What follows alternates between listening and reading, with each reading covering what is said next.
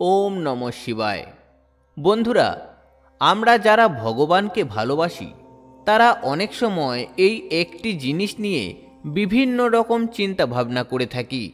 যেমন কিভাবে ভগবানের পূজা করা যায়, কিভাবে পূজা করলে ভগবান আমার কথা আগে শুনবেন, কিভাবে পূজা করলে আমার পাপ হবে না, কি কি উপকরণ দিয়ে পূজা করলে ভগবান খুশি হবেন এবং আমাকে আশীর্বাদ করবেন।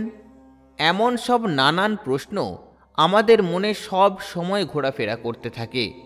তাই আমরা অন্যরা কি দিয়ে ভগবানের সেবা করছে, কি কি ফলমূল দিয়ে পূজা করছে, কত দক্ষিণা দিয়ে পূজা করছে, এসব খুব আগ্রহ নিয়ে দেখতে থাকি। এসব ফালতু বিষয় নিয়ে মেতে থাকার ফলে আমরা ভগবানকে লাভ করার বা খুশি করার আসল কাজটাই করি না। আমরা ভাবি ভগবানকে কিছু দিলেই হয়তো তিনি আমাদের সব কিছু উজাড় করে দেবেন। আচ্ছা, একটা বিষয় নিয়ে একটু ভেবে দেখুন তো, আমাদের নিজের বলতে কি সত্যিই কিছু আছে ভগবানকে দেওয়ার মতো?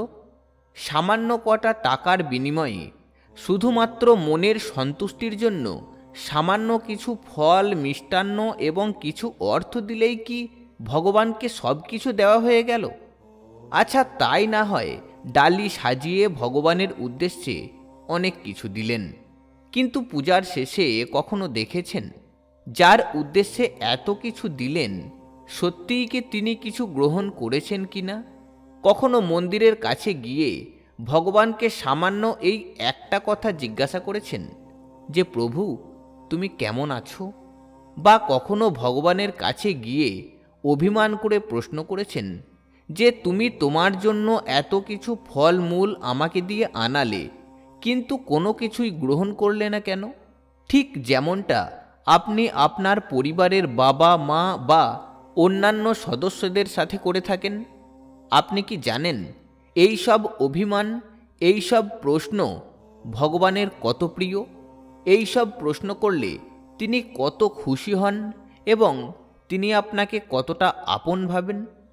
দেখুন, প্রথমেই একটা কথা জেনে রাখুন, ভগবানকে স্মরণ করার কোনো স্থান নেই, কোনো দিন নেই, কোনো বাঁধা ধরার সময় নেই। তাকে আপনি শুদ্ধ মনে ভক্তি ভরে যখন যে অবস্থায় থেকে বা যে স্থান থেকেই অন্তর দিয়ে স্মরণ করবেন তখনই তার সাড়া পাবেন। বা যে সমস্যায় পড়ে তাকে স্মরণ করেছেন তার সমাধানের পথ আপনি অবশ্যই পেয়ে যাবেন। শুধু ভক্তি ভরে তাকে স্মরণ করতে হবে, আর কিচ্ছু না। তাই ভগবানের উদ্দেশ্যে যদি কখনো মন্দিরে যান তাহলে প্রথমেই তিনি কেমন আছেন এই প্রশ্নটা জিজ্ঞাসা করুন। তারপর প্রভুকে ধন্যবাদ জানান এই বলে যে তুমি আমায় শক্তি দিয়েছ তোমার সামনে আসার, তাই তোমায় অনেক ধন্যবাদ। তারপর যদি আপনার খুব ইচ্ছা হয় কেবল তাহলেই আপনি নিজের মনের কথা জানান, এবং আপনার যদি ভালো কিছু হয় তাহলে সেটাও ভগবানকে জানিয়ে তাকে ধন্যবাদ দিন। দেখুন, মনে এক অদ্ভুত প্রশান্তি ভাব আসবে। আপনি কি নিয়ে ভগবানের কাছে গেলেন, কত টাকা দিলেন, অন্যরা কি নিয়ে গেল, এসব কোনো কিছুর দরকার নেই। কোনো কিছু চাওয়া পাওয়ার হিসাব করতে নয়, শুধু তার কাছে শুদ্ধ মনটা নিয়ে যান আর প্রাণ ভরে আপনার মনের কথা বলে ফিরে আসুন। দেখুন, আপনিই হবেন পৃথিবীর প্রকৃত সুখী মানুষ। আর সমস্যার কথা বলছেন, আপনার সমস্যার কথা যদি তার কাছে গিয়েই বলতে হয় তাহলে আর তার অন্তর্যামী হয়ে কী লাভ? তিনি অন্তর্যামী। জীবনে যা কিছু সমস্যা, দুঃখ, কষ্ট তিনি দেন তা তিনিই সময় হলে সব কিছু লাঘব করে দেবেন। তাই শান্ত থাকুন এবং তুচ্ছ কোনো কিছুর জন্য ভগবানকে দোষারোপ করবেন না।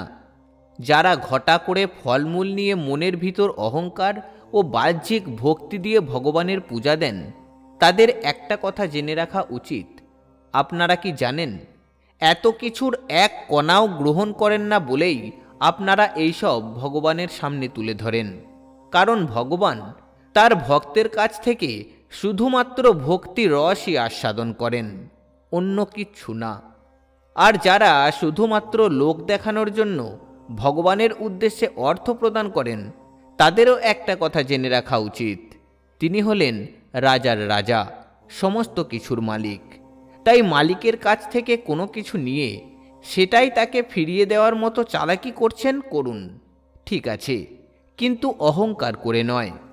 তাই ওইসব অর্থ যেসব অনাথ বা ভিখারি আছে, যারা সময় মতো দুমুঠো খেতে পায় না, তাদের দান করুন। তাহলে তাদেরও ভালোবাসা পাবেন এবং ভগবানেরও আশীর্বাদ পাবেন। কিন্তু দয়া করে ভগবানের সামনে কিছু অর্থ দিয়ে নিজেকে ছোট করবেন না। একটা কথা সব সময় মনে রাখবেন, ভগবান সব কিছু মেনে নেন বা ক্ষমাও করে দেন, কিন্তু অহংকার তিনি কখনোই সহ্য করতে পারেন না, সেটা রাজারই হোক বা আমার আপনার মতো সাধারণ কোনো মানুষের। তাই যারা ভাবছেন আপনার আরাধ্য দেবতাকে এক ঝুড়ি ফল মিষ্টান্ন দেবেন, মুঠো মুঠো টাকা দেবেন, তাহলে ঈশ্বর আমার খুব খুশি হবেন, তারা জেনে রাখুন তিনি শুধুমাত্র শুদ্ধ মনের ভক্তিতেই তুষ্ট হয়ে যান। তাই অযথা বেশি নিয়মনীতির বেড়াজালে নিজেকে বেঁধে না রেখে নিজের সাধ্যমতো নিজের মনের মতো করে ভগবানের পূজা অর্চনা করুন, তাহলেই হবে। সকলে সুন্দরভাবে ঈশ্বরের চরণে সুমতি রেখে ও তার শরণাগত হয়ে জীবনযাপন করুন, এই আশা রেখে আজকের ভিডিওটি এখানেই শেষ করলাম। ভিডিওটি আপনাদের কেমন লাগলো তা অবশ্যই একটি সুন্দর কমেন্টের মধ্যে দিয়ে জানাবেন, সেই আশা রেখে বিদায় নিলাম। ওম নমঃ শিবায়।